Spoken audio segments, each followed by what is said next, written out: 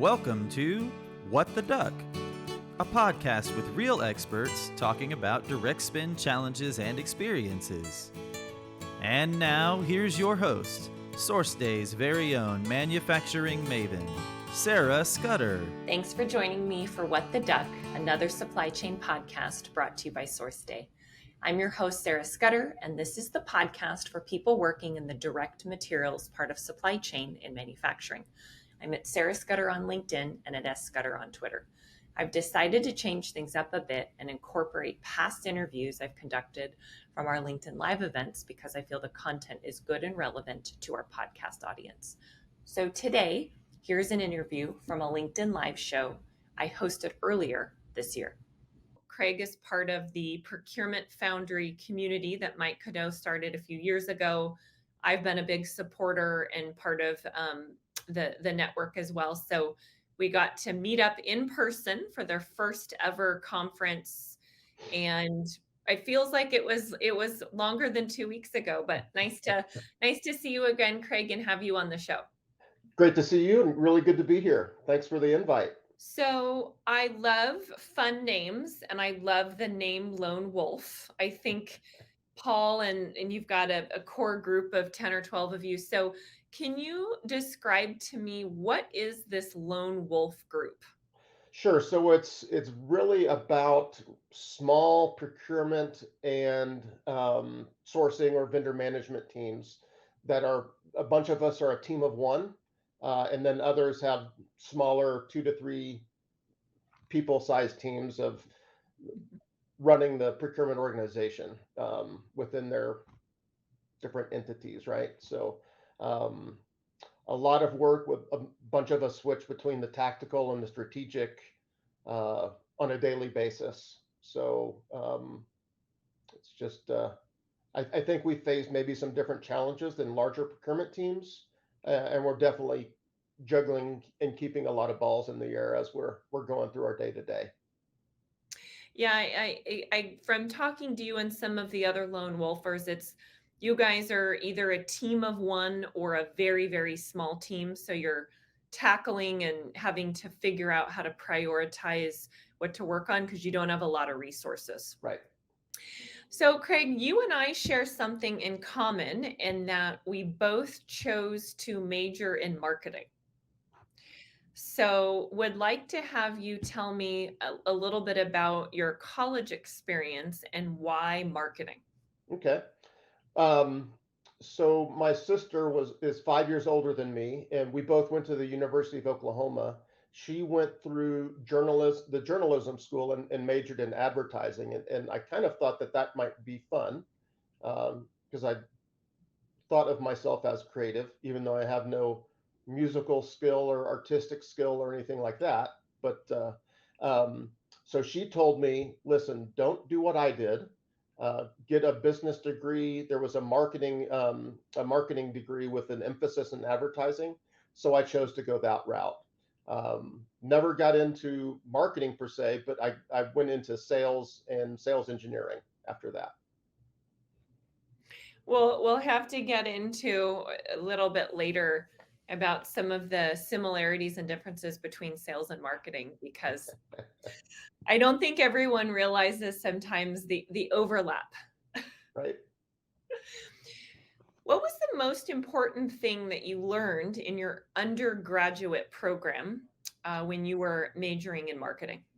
So I'll give two examples. So number one, I didn't start at OU with the intent on being in marketing. I actually wanted to major in history and be a college professor, and had a great European history professor that I talked to about doing that, and he said, "Listen, if you want to be poor like me, don't have a car, bike to work, you may want to think of something else." And so that's when I decided to make the switch. And then really in college, I loved to work. I didn't really like to study.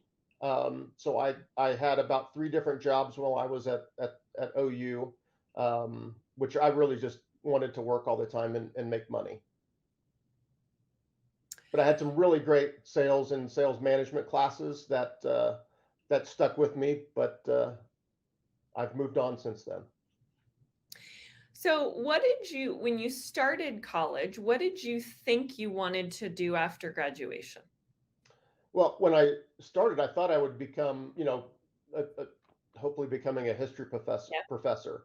When that switched over to marketing, I had thought I would try to get into the advertising business. Okay. Didn't really know. I just really wanted to graduate. I was living with my sister at the time, and she just wanted me out. Which I don't blame her because I was a terrible roommate. Um, so Terrible. Why? Let's dig into yeah, this. I had a dog that was dirty. I wasn't super clean, and she was 5 years older, so she was mid to late 20s, and wanted to do her thing and not have to take care of her little brother anymore. You were kindly booted, is what I like to say. I was prodded to start interviewing and sending out resumes. Yes. So you said, I think, 3 or 4 jobs throughout school. You really liked working and making money. Maybe not studying and testing as much, but that's something you just learned about yourself. What was your first paying gig after college?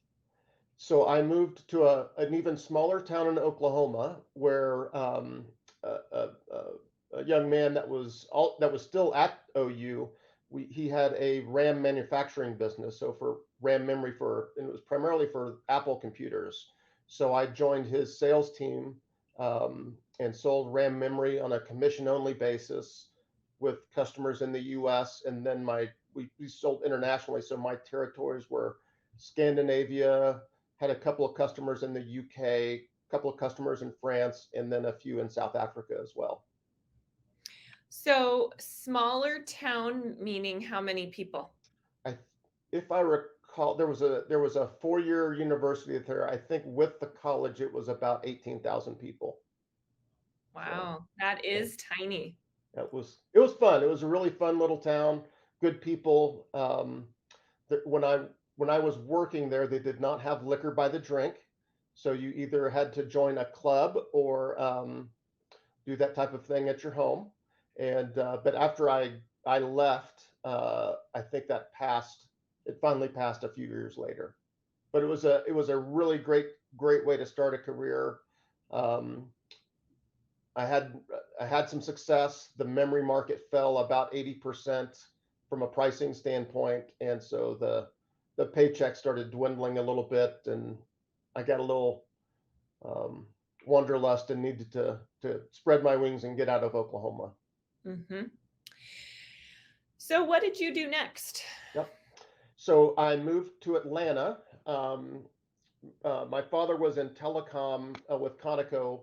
A friend of his knew of a company, a small backbone company, an IP backbone company in Atlanta that I joined up with. And I think the title was Customer Relations Manager, which was similar to what customer success is now. So handle a lot of renewals, smaller type deals, and then um, you know, handled kind of billing question calls and things like that.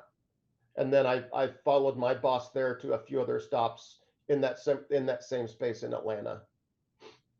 Okay. So, how'd you get into procurement? The boss I was working for in Atlanta started working here in Denver for another larger telecom company. Um, Made a role for me, which was funny, was a tech writer position, but I never did any tech writing. It was kind of a gap fill role. I helped with asset management. I helped with forecasting and budgeting for the IT team. Um, the person that was running IT vendor management for us, got pulled into a SOX project.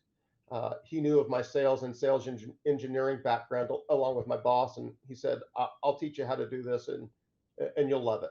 Um, and that's how it started. So, for those that don't know, what is SOX?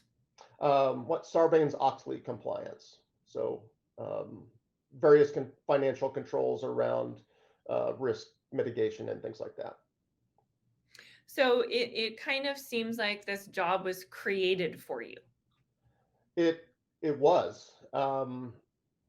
really, when he decided to take my coworker, then became boss, um, took on that project, he had the confidence in me to take over, although that role hadn't been around for too long, and had a great set of leaders and teachers in that position, both um, Mike, my boss, and then the legal team there as well. That was really helpful in getting me started to redlining contracts, thinking about what I needed to look for and things like that. So really Mhm. started me on my path.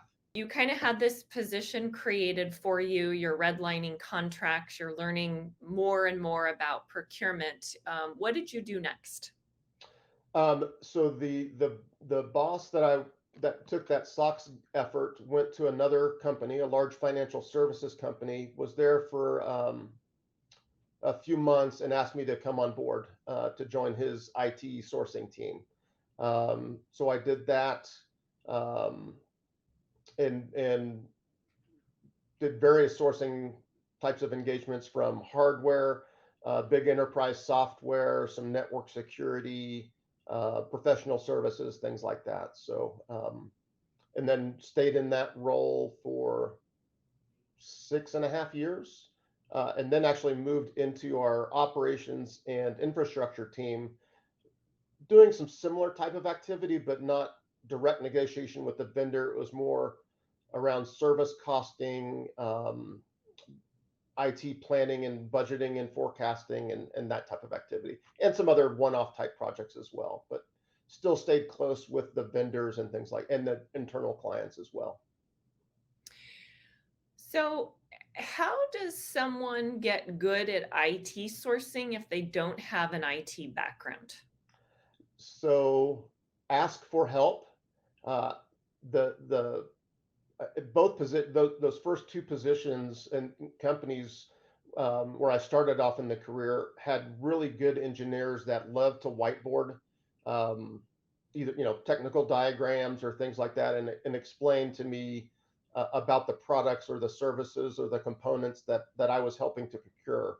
And it was just those types of conversations and asking a lot of questions. Um, I took a couple of small classes, like a how to configure some Cisco routers and things like that. But more, it was just sitting with those engineers, being invited to various lunch and learns with the vendors and things like that, and then continuing to ask questions. I had never heard of really of a mainframe before the second role, and that was a big component of the business. So I had a great VP that I worked with here in Denver that really took the time to explain how it was used and what components fed into the pricing, and what was important from a negotiation standpoint. So just really had some excellent engineering and IT mentors that helped me learn the business. Mhm. Yeah, and I think IT sourcing is still kind of a hot role. I know when I'm on LinkedIn or talking to people, I feel like I hear about companies who are looking for and hiring IT sourcing professionals. So it seems like it's a pretty good space to be in still, but I know I hear people will say all the time, I'd love to get into that, but I don't have a tech background or I don't have an IT background. I don't think that is um, a barrier to entry. I think if you're willing to ask those or ask those types of questions, and you have kind of a learning mindset, you'll pick it up quickly. Especially if there are folks at that company that are willing to spend 15 minutes with you, you know, on a I don't even say on a regular basis, just to whiteboard out and explain things. You just have to find the right people and build those relationships with those folks internally, that you can say, hey, can you teach me more about firewalls or things like that. Yeah. So you pivoted into operations. You were there a couple years. What did you do next? So as part of my role there, I ran an RFP for an IT financial management tool. Um, and there was a company that participated that I really enjoyed talking to, enjoyed the people that we were working with during the RFP process and then during implementation. Um, I reached out to them about, you know, hey, any interest? I really like the company. Really like the product and the service you're providing. We made something work. I did contract management from the sales side, just negotiating primarily the T's and C's of our contracts, and then ran a professional services team of a really great group of implementation folks and product advisors that kind of that guided our customers towards best practices and industry best practices and things like that. And it was there for 3 years, just under 3 years, maybe.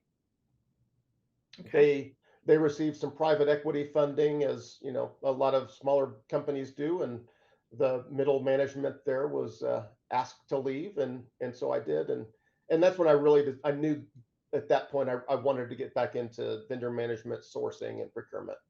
hmm So you did something that I think is a little bit risky in that you joined a company with, in essence, no procurement department. Correct. So why did you do that? Um, the During the interview process, the folks that I interviewed with really had uh, I don't, you could tell they were really good people. They were interesting. The the the the services that DHI provides is helpful and needed. Um, and I really thought it was an exciting time to join, so I could actually build out the function. I could select tools, and really I could continue to do what I like to do, is build those relationships internally with all parts of the business. With my background in primarily IT sourcing, I looked at it as a benefit to really get to learn marketing and perhaps product and then other areas of the business, although that's probably the majority of our spend at the moment. hmm So you joined a company that knew they needed a procurement function, which is a huge step, right? There's organizations that I feel like sometimes I get shocked where a company is, 100 million plus in revenue and has no sourcing or procurement function, Right. which is baffling to me, but it happens. So that was a good step. They hired you. You are one person. There's a lot of contracts, a lot of suppliers, many different stakeholders. What did you do the first year? Kind of walk me through the process of how did you assess and prioritize and build out what your role was going to look like? Okay. So, the first thing I did was I pulled some spend reports, just looking, who were the big vendors that we used. Did I know of some of them, which on the tech side I did. I started reaching out to all those different team members. Joining, I didn't know what the adoption would be like, right? Would there, because everybody was doing their own deal, so I didn't know if there'd be a lot of pushback. Um, and that's really what I was expecting, but that was not the case at DHI. Everybody was welcoming and talked about how much they needed help, and they needed this role to succeed, so they could focus on their day to day that really helped drive the business forward. So I was able to help take some activity off of their plate. Just spending time again with different folks in those teams, getting to know their vendors, the services that they needed, the products that they were using, and then figuring out how I could help. And there was a lot, right? So, and that growth is still continuing. I'm still learning new vendors and products and services that are being used across DHI. But I hope I've built great relationships with the different business teams and leadership and folks that I support on a day-to-day basis. We have really good back and forth. We collaborate when we're planning some difficult conversations with some vendors. We have a plan of, I don't want to say a plan of attack, but a plan of kind of what we want to ask for, how we can come to an agreement, where are we willing to give, and where do we really want to push, and things like that. So it's really having that partnership with those business teams, um, and driving towards the same goal, and maybe playing a little good cop, bad cop along the way if needed. Um, but it's really progressed. First year, I had a in-place contract management tool um, that was helpful to have, but it didn't contain everything. Um, I put a new one into place for a year or 2 years. We just rolled off of that one because I really needed an intake tool. I was managing requests for help, whether it's a new deal, a renewal, or an NDA or whatever, just through Teams or emails or drive-bys or things like that. So I've put that intake tool in place 9 days ago. Um, it's had some good adoption so far. So we're kind of in the slow period at the moment for new deals, but we're doing some renewals and things like that. So it's really helped me out and provide a better level of service by, I don't want to say self-service, but just a place where they can go, enter requests, get some status updates and things like that. And then I hope to build on that in the future for phase 3, 4, 5, whatever's next. So, one of the things I would argue is prioritizing stakeholders and suppliers is really difficult, and it's way more than just the amount of your spend. So, how are you prioritizing where you're spending more of your time and energy versus other projects or stakeholders? So that is a tricky spot because I think folks within our roles are hear the same thing. Oh, this is urgent. We need to expedite this. Everything is expedited, right?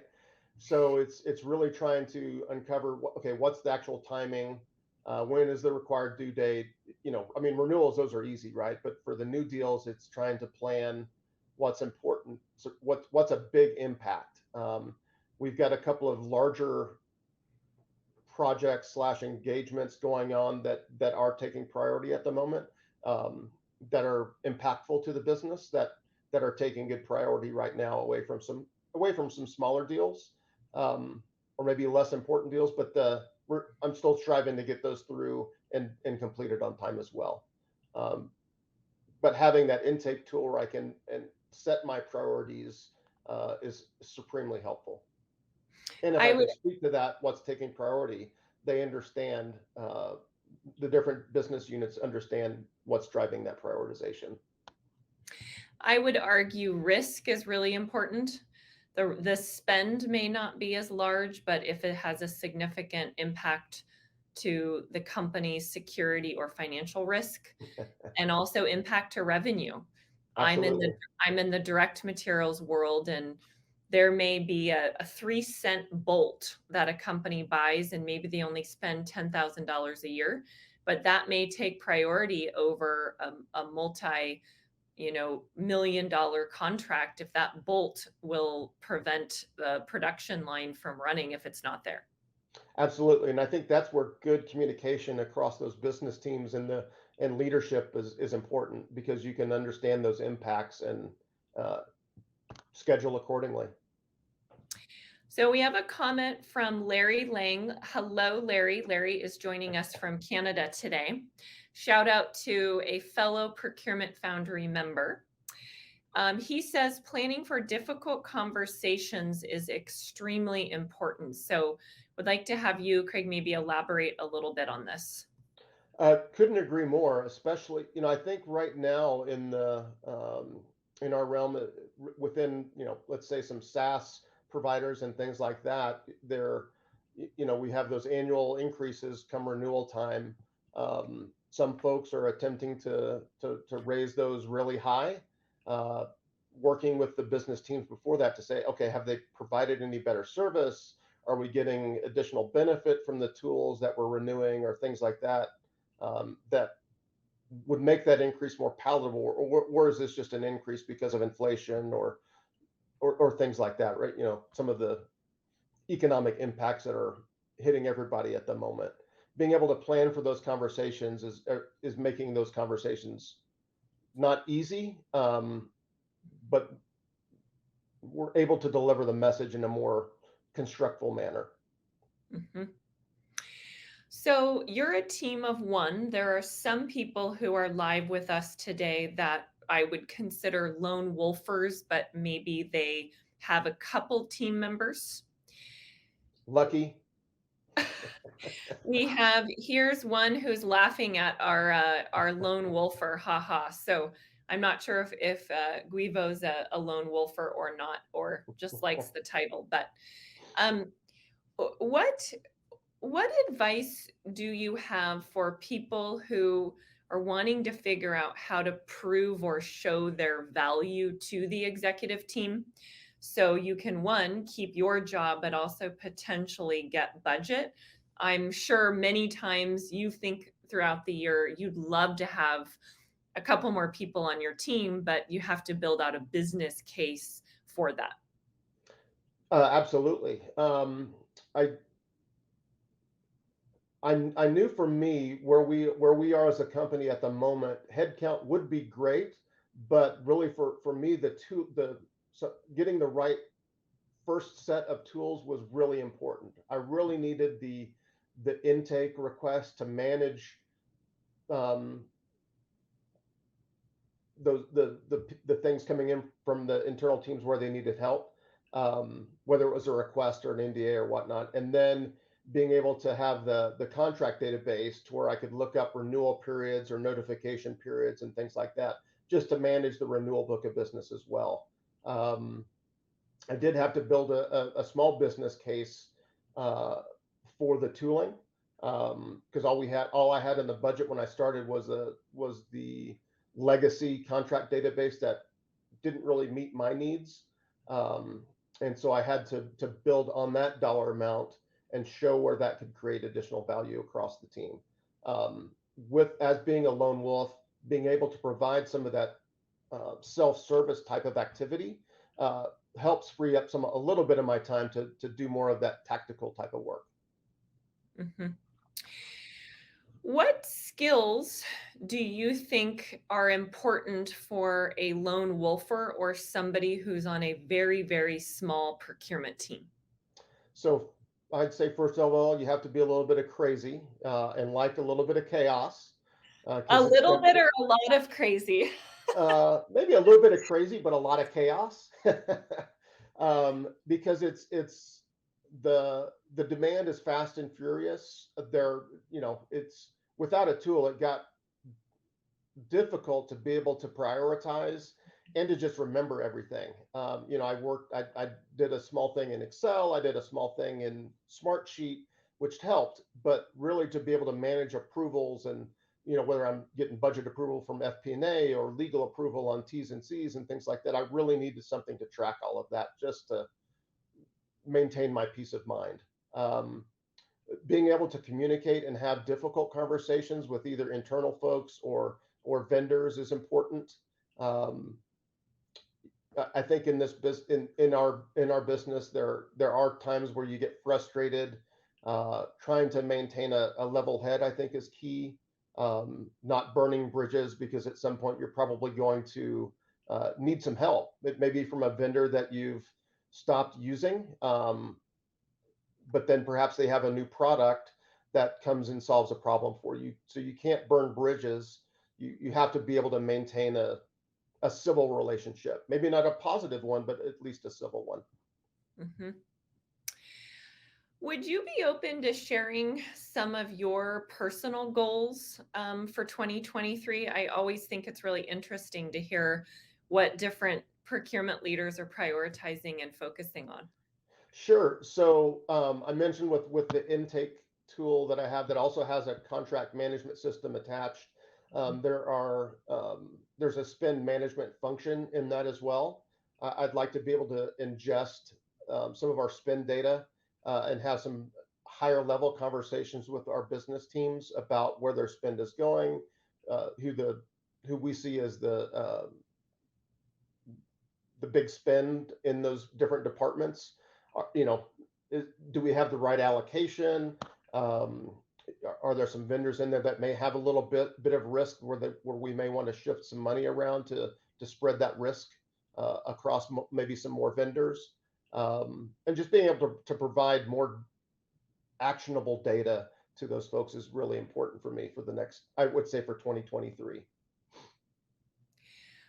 What what can people in your role do to better leverage technology? So you've mentioned a couple times this intake system that you've rolled out, which has been really important for you. But I think a challenge that people have is there's so many systems and software out there, it can almost be overwhelming to figure out, like, I don't even know what I need. I don't even know who I should be looking at.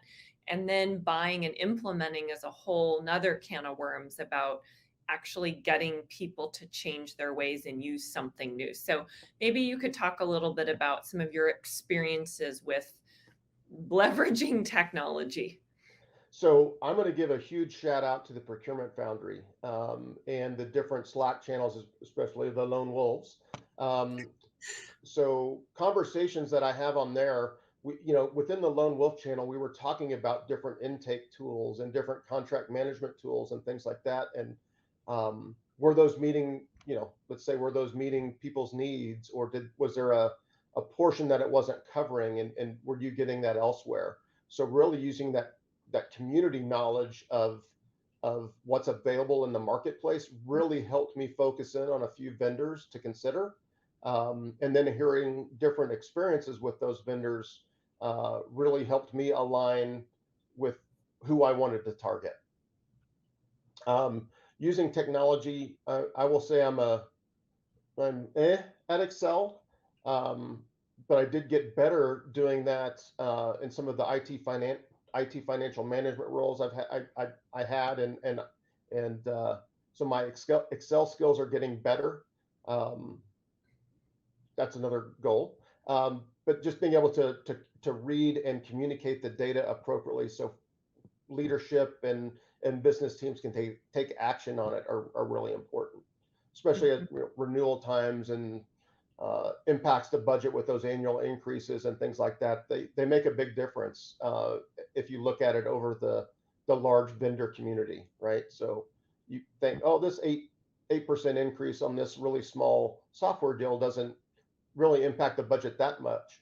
But if every vendor is going to do that, that's a large impact. So we have to manage that and help keep that at a palatable level. Thanks for tuning in today. If you missed anything, you can check out the show notes. You can find us by typing in What the Duck, another supply chain podcast in Google. To have optimal search results, make sure to add another supply chain podcast. This brings us to the end of another episode of What the Duck, another supply chain podcast. I'm your host, Sarah Scudder, and we'll be back next week.